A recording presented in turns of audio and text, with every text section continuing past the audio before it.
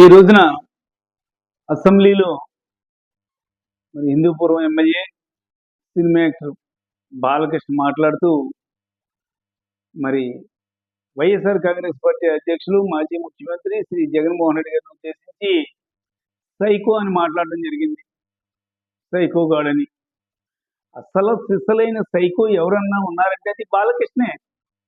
ఆ రోజున మరి మర్చిపోయాడేమో, స్వర్గీయ రాజశేఖర రెడ్డి గారు ముఖ్యమంత్రిగా ఉండగా మరి బెల్లంకొండ సురేష్ని మరి షూట్ చేస్తే ఆ కేసు నుంచి తప్పించుకుంటానికి నాకు ఒక సైకలాజికల్ ప్రాబ్లం ఉందని సర్టిఫికెట్ తీసుకొచ్చిన ఘనుడు ఈ బాలకృష్ణ. ఆ రోజున స్వర్గీయ రాజశేఖర రెడ్డి గారు పెట్టిన భిక్షతోటే ఈ రోజున బాలకృష్ణ ఈ రకంగా ఉన్నాడు. నిజంగా ఆయన రాజకీయాలు చూసి రాజకీయం చేస్తుంటే అప్పుడే సెంట్రల్ జైలుకి వెళ్ళిపోను, లైఫ్ పన్ను. అయినా కూడా రాజశేఖర రెడ్డి గారు క్షమాభిక్ష పెట్టాడు.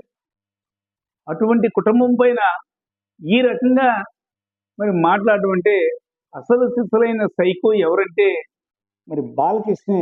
కారణం ఆల్రెడీ సర్టిఫికెట్ కూడా మరి గతంలో తెచ్చుకున్న వ్యక్తి బాలకృష్ణ.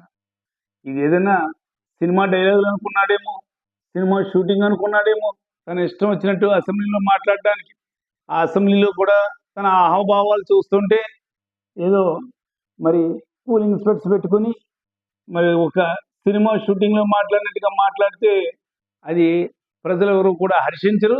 అదే కాకుండా ఇటువంటి సైకో చేష్టలు మళ్ళీ మళ్ళీ చేస్తే రానున్న రోజుల్లో ప్రజలే నీకు సరైన బుద్ధి చెప్తారని ఈ సందర్భంగా వైఎస్ఆర్ కాంగ్రెస్ పార్టీ తరఫున హెచ్చరిస్తున్నాం.